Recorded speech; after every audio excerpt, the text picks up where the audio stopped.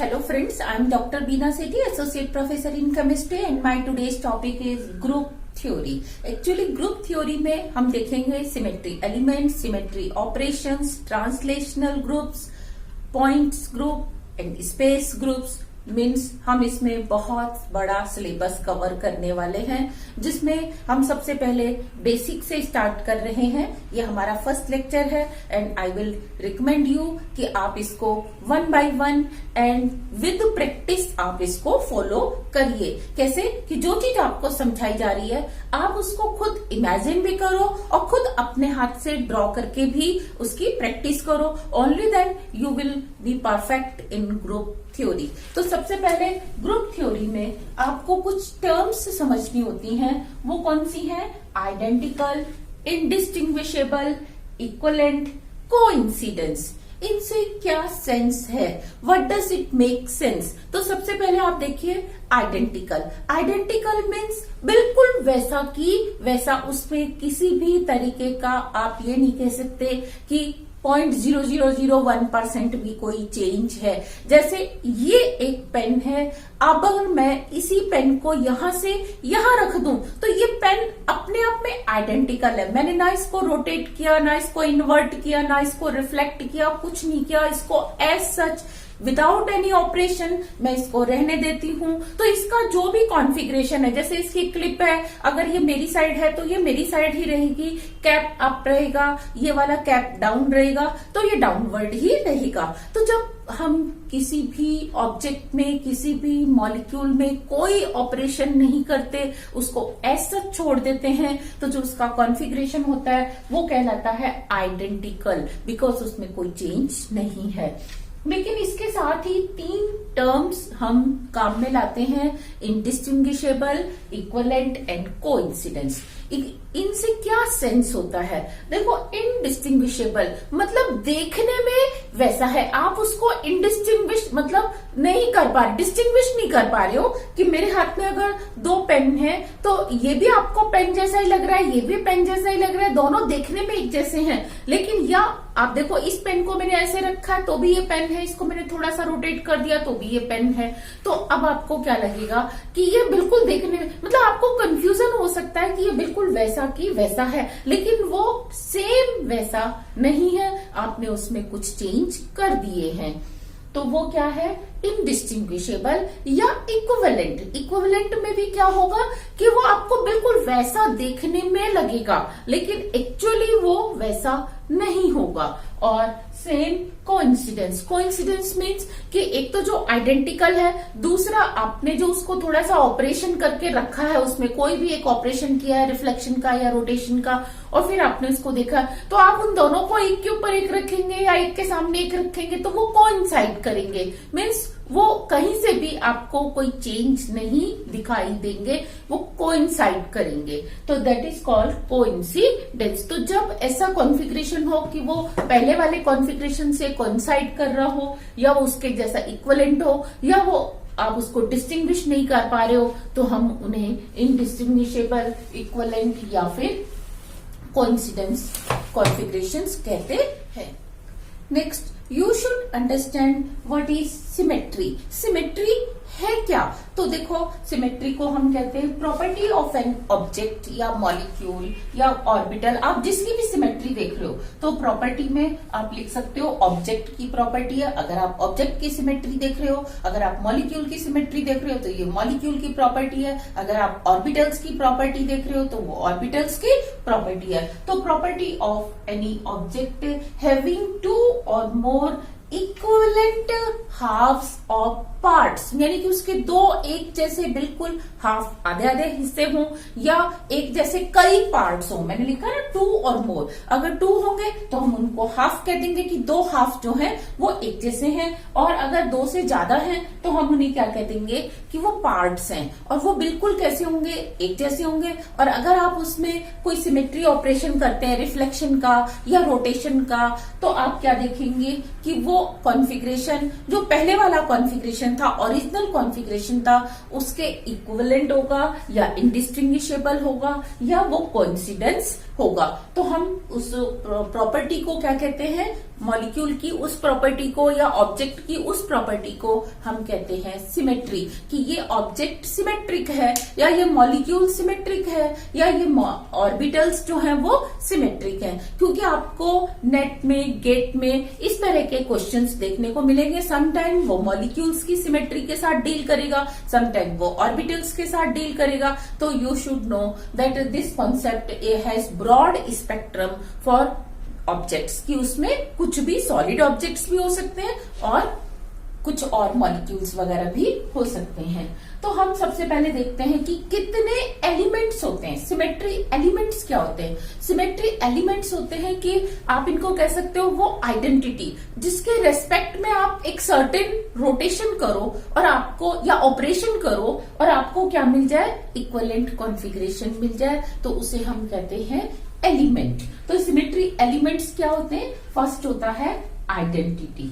Identity को हम किससे डिनोट करते हैं? ई से डिनोट करते हैं। और इसके लिए हमें कौन सा ऑपरेशन करना होता है, यानी कि हमें अगर आइडेंटिकल आपको कॉन्फ़िगरेशन चाहिए तो आपको कौन सा ऑपरेशन करना पड़ता है? No operation. मीन्स आपको कुछ नहीं करना, उसको एज सच रहने दो। ये अपने आप में क्या है? एक ऑपरेशन है कि आपने उसमें कुछ भी नहीं किया, उसको एज सच रहने दिया, तो आपको मिलता है आइडेंटिकल कॉन्फ़िगरेशन। इसके अलावा आप देखेंगे कि जैसे रोटेशन है या रिफ्लेक्शन है, इसमें आप देखेंगे कि आप एक सर्टेन नंबर ऑफ अगर वो कर दें, ऑपरेशंस कर दें, तो भी आपको क्या मिल जाता है? मिनिमम आपको सेम, मतलब मिनिमम दैट मैनी अगर आप ऑपरेशन कर देते हैं तो आपको वही की वही आइडेंटिकल कॉन्फ़िगरेशन मिलता है।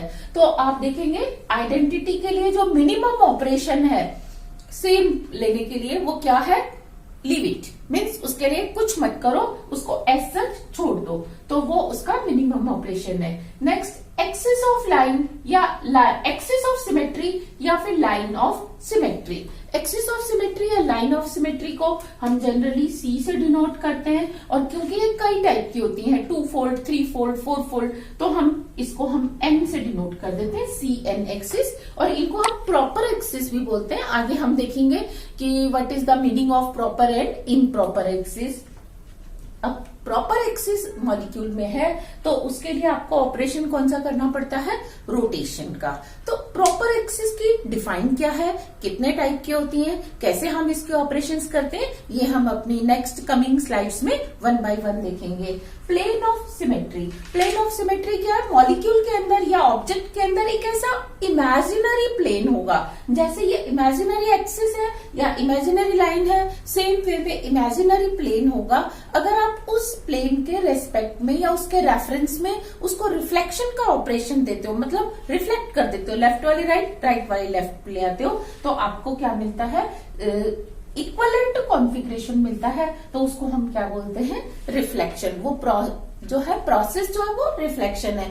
आगे आप देखेंगे कि प्लेन्स भी मॉलिक्यूल में कई टाइप के होते हैं। वर्टिकल प्लेन्स होते हैं, हॉरिजॉन्टल प्लेन होते हैं, डायहीड्रल प्लेन्स होते हैं। उनके रेस्पेक्ट में ऑपरेशन कैसे देखते हैं और कब हमें जो है आइडेंटिकल मिलने वाला है कॉन्फ़िगरेशन, हम उसको भी डिस्कस करेंगे। Next, centre of inversion. Centre of inversion को हम आई से, देखो प्लेन को हम सिग्मा से डिनोट करते हैं, जबकि सेंटर ऑफ इन्वर्जन को हम स्मॉल आई से डिनोट करते हैं।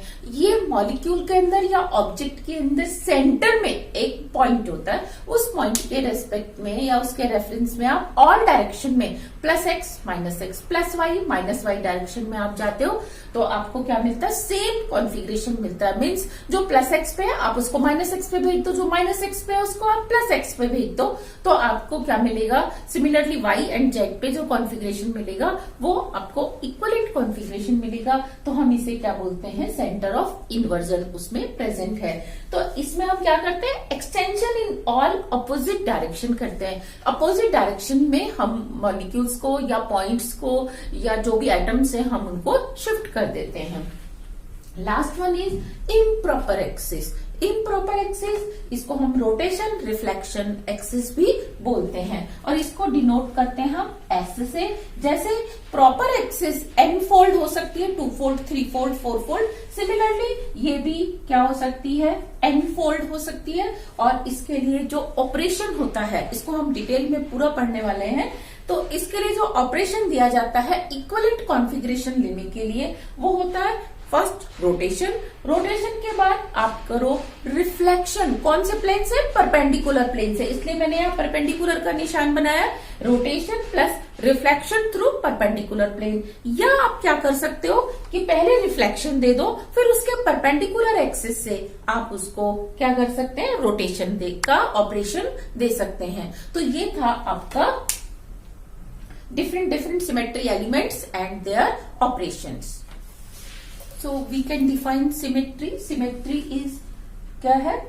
An object is symmetric with respect to a geometric operation if it can brought into itself coincidence. Means कोई भी ऑब्जेक्ट किसी भी सिमेट्रिक ऑपरेशन के रेस्पेक्ट में सिमेट्रिक होगा अगर वो उस ऑपरेशन के बाद सिमिलर या इक्वलेंट या इनडिस्टिंग्विशेबल या कोइंसिडेंस कॉन्फ़िगरेशन में आ जाता है, तो हम ऐसे ऑब्जेक्ट को सिमेट्रिक कहते हैं।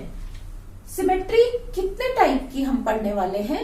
हम 2 टाइप की सिमेट्री पढ़ते हैं, खासतौर से लैटिसेस के लिए। मैं आपको यहाँ सिर्फ लैटिसेस का जरा सा इंट्रोडक्शन दे रही हूँ। Translation symmetry and non translation symmetry. Translation symmetry में जैसे ये एक लैटिस पॉइंट का एक लैटिस है जिसमें ये पॉइंट्स इस तरह से लगे, first point, second point, third point, fourth, fifth, six, seventh, eight, ninth. मैंने उसका एक छोटा सा मॉडल ड्रॉ किया है। अब इसमें ट्रांसलेशन सिमेट्री क्या होगी? एनी वेक्टर, कोई सा भी वेक्टर जो कि 2 नियरेस्ट पॉइंट को जोड़ता है। जैसे ये एक वेक्टर है तो ये ट्रांसलेशनल वेक्टर होगा या नहीं, अभी हम देखेंगे। सिमिलरली ये एक वेक्टर है जो कि दोनों को जोड़ रहा है, ये भी 2 नियरेस्ट पॉइंट को डायगोनली जोड़ रहा है। तो any vector between 2 nearest lattice point जो कि उनको जोड़ता है उसे हम कहते हैं ट्रांसलेशन सिमेट्री या ट्रांसलेशनल वेक्टर।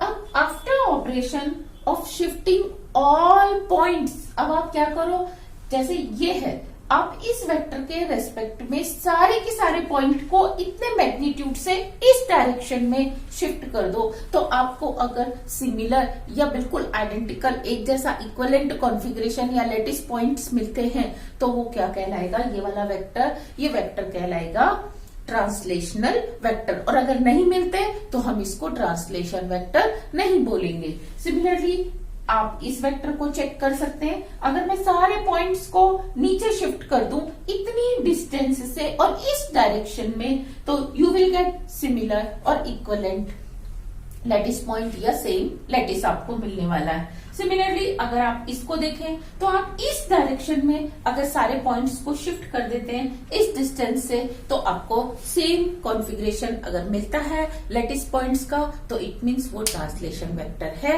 और यहाँ पे ये तीनों ही वेक्टर क्या है, ट्रांसलेशनल वेक्टर हैं। यहाँ पे जो एसेंशियल कंडीशन है वो क्या है कि you have to shift all points. ऐसा नहीं कि जो ये 2 पॉइंट्स हैं जिनको आपने जोड़ा है इनको शिफ्ट नहीं करना या इसको नहीं करना, किसी एक को नहीं करना, नहीं, all points will get shift. तो जब सारे के सारे पॉइंट्स को शिफ्ट किया जाता है तो हम उस सिमेट्री को कहते हैं ट्रांसलेशन सिमेट्री और इस ऑपरेशन को कहते हैं translational operation. Next, non translational symmetry. Non translation symmetry में आप देखेंगे कि कुछ पॉइंट्स जो हैं वो शिफ्ट नहीं होते लेकिन कुछ पॉइंट्स शिफ्ट होते हैं। जैसे पॉइंट, जैसे आप देखेंगे लाइन ऑफ सिमेट्री, जैसे प्लेन ऑफ सिमेट्री, अभी हम उनको एक एक करके देखेंगे। तो इस डिफाइन के हिसाब से अगर आपसे कोई पूछे what is the define of lattice, तो लैटिस क्या है, set of points. Lattice a set of points possessing translational symmetry, यानी कि पॉइंट्स का ऐसा सेट जिनमें ट्रांसलेशनल सिमेट्री है। मीन्स उनको अगर आप एक वेक्टर से एक फिक्स डायरेक्शन में सारे पॉइंट्स को शिफ्ट करते हो तो यू गेट सेम पॉइंट या यू गेट इक्वलेंट लैटिस, तो हम उसे कहते हैं लैटिस। तो अब आपको लैटिस की डिफाइन भी समझ में आ गई कि एक पॉइंट्स का ऐसा सेट जिसमें ट्रांसलेशन सिमेट्री है, और ट्रांसलेशनल सिमेट्री के लिए जरूरी है कि जब आप ऑपरेशन करें तो ऑल पॉइंट्स का ऑपरेशन होगा, ऑल पॉइंट्स की शिफ्टिंग होगी। Now we see non translational symmetry. Now comes non translational symmetry. इसमें क्या होगा, अगर हम ऑपरेशन करते हैं तो सम पॉइंट्स रिमेन अनचेंज और अनशिफ्टेड।